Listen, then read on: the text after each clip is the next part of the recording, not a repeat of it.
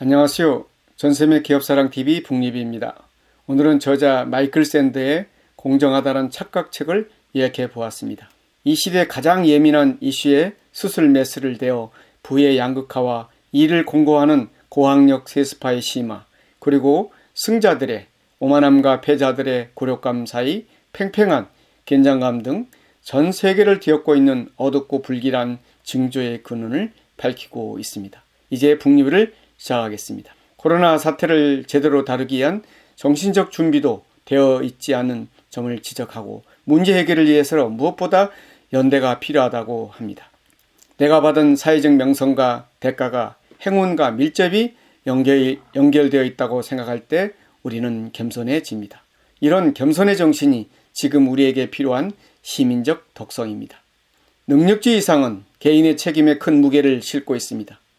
개인이 자기 행동에 책임을 지도록 하는 일은 바람직합니다. 어느 정도까지 말입니다. 그것은 도덕적인 행위이자 시민으로서 스스로 생각하고 행동할 수 있는 능력을 반영합니다. 그러나 그렇다고 해서 우리 각자가 삶에서 주어진 결과에 전적으로 책임을 져야 한다고는 말할 수 없습니다. 차별을 없애고 기회를 늘리는 일은 시장을 보다 공정하게 만들고 더 많은 재능이 유입되도록 함으로써 시장의 생산성을 높일 것입니다. 성공의 윤리입니다. 성공이란 재능과 노력의 혼합물이며 두 가지는 쉽게 분리될 수 없음을 알고 있습니다. 성공은 성공을 낳으며 재능이 없는 사람들에게 사회가 보상을 주기 위한 동기부여는 매우 힘들 수밖에 없습니다. 두 나라가 있다고 해봅시다. 한 사회는 귀족적이며 소득과 재정은 어떤 집에서 태어나느냐에 달려있고 고스란히 대물림됩니다. 다른 한 사회는 능력주의 사회입니다. 재산과 소득의 불평등을 세습특권에 따른 것이 아니고 각자의 노력과 재능에 따라 얻은 결과물입니다. 당연히 후자가 더 정의롭게 보입니다. 그렇다면 자신이 부잣집에서 태어날지 가난한 집에서 태어날지 모르는 상태에서 당신은 둘 중 어떤 사이에 태어나고 싶습니까? 내가 부자일 경우 자손에게 물려줄 수 있는 귀족제 사회가 정답일 것입니다. 내가 가난하다면 노력으로 사회적 상승의 기회를 갖는 사회를 선호할 것입니다. 그런데 두 경우 모두 정반대로 생각할 점이 있다고 합니다. 귀족제 사회의 부자는 자신의 특권이 성취가 아닌 행운임을 인식할 것이며 빈자는 자신의 불행이 내 탓이 아닌 불운이라고 생각할 것입니다. 삶이 고달프긴 해도 이렇게 태어난 운이 문제인 거지 스스로를 탓하며 자괴감에 빠질 필요가 없습니다. 반대로 능력주의 사회에서의 부자는 자신의 성공이 행운이 아닌 성취임을 인식해 당당히 자랑스러워할 것이며 빈자는 부족한 자신의 능력과 노력을 저주하면서 깊은 좌절에 빠질 것입니다. 자, 이런 상황에서 어느 사회를 택할 것인가? 당신은 어떤 사회가 더 낫다는 건지 확신할 수 있는가? 완벽주의는 능력주의의 대표적인 병폐입니다. 젊은이들이 끝도 없이 학교, 대학, 직장에 의해 선별되고 구분되고 등급이 매겨지는 과정 속에서 신자유주의 능력주의는 현대 한복판에서 싸우고 실적을 내고 업적을 이루도록 강요하고 있습니다. 성취 요구에 따라 성공하느냐 실패하느냐는 개인의 능력과 스스로에게 부여하는 가치를 결정합니다. 오늘날 우리가 목격하고 있는 소득과 사회적 명망에 불평등의 책임이 고등교육 하나에만 있다고 보면 잘못입니다. 시장 중심적 세계화 프로젝트, 현대정치의 기술 관료와 민주정치들의 과도제화 등에 모두 이런 상황을 초래할 책임이 있습니다. 하면 된다는 공통의 신념이 무자비하게 흔들리고 있는 지금의 상황을 근본적으로 타개할 방법이 무엇인지 고민하게 합니다.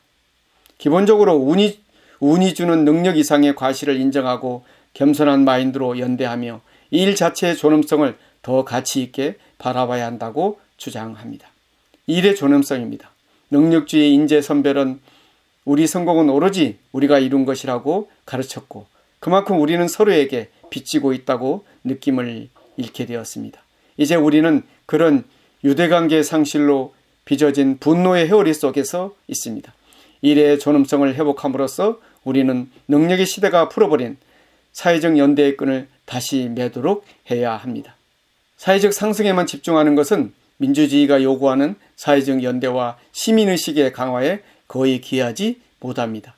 심지어 우리보다 사회적 상승에 보다 성공적인 나라라도 상승에 실패한 사람들이 자신의 자리에서 만족할 수 있도록, 그리고 스스로를 공동체 구성원으로 여길 수 있도록 할 방법을 찾아야 합니다.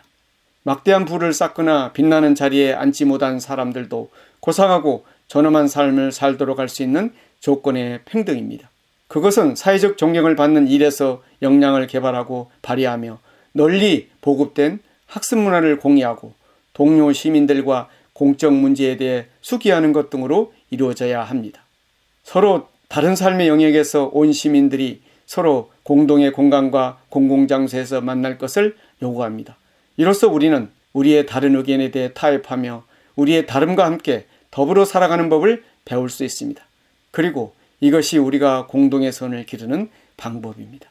모두가 개천에서 용이 되려 하지 않아도 되는 가재, 붕어, 개구리도 만족하며 살 수 있는 사회제도와 사회문화를 만드는 게 정답이라고 합니다. 능력주의는 생각하지 않는 백성을 만든다는 사실입니다. 완벽한 사회는 없습니다. 그러나 우리는 우리 스스로를 위해, 우리가 사랑하는 사람들을 위해, 우리의 후계자를 위해 어떻게든 조금이라도 더 나은 사회를 만들고자 머리를 굴리고 머리를 맞대야 합니다. 완벽한 사회는 아닐지언정 적어도 누군가를 부당하게 괴롭히지 않는 사회, 각자의 개성과 꿈이 세상의 현실과 맞지 않는다는 말이 불편한 지혜가 되지 않는 사회를 만들 방법에 대해 우리는 다시 생각해 봐야 합니다. 샌들은 이 책을 통해 우리는 노력하면 성공할 수 있다고 너무나도 당연히 생각해 왔던 개인의 능력을 우선시하고 보상해주는 능력주의 이상이 근본적으로 크게 잘못되어 있다고 주장합니다.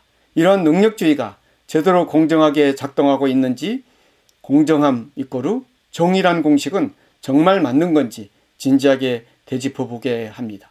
시간이 갈수록 계층 이동은 어려워지고 불평등은 더욱 확고해지고 있습니다. 개개인의 능력을 불가침 가치로 둔 채 공정을 추구하지만 상황이 더욱 악화되고 있는 이유는 무엇인가? 능력주의 하에서 굳어진 성공과 실패에 대한 태도가 현대사회에 커다란 부작용을 낳고 있다고 주장하고 있습니다. 오늘 전쌤의 북리뷰를 마치겠습니다. 감사합니다.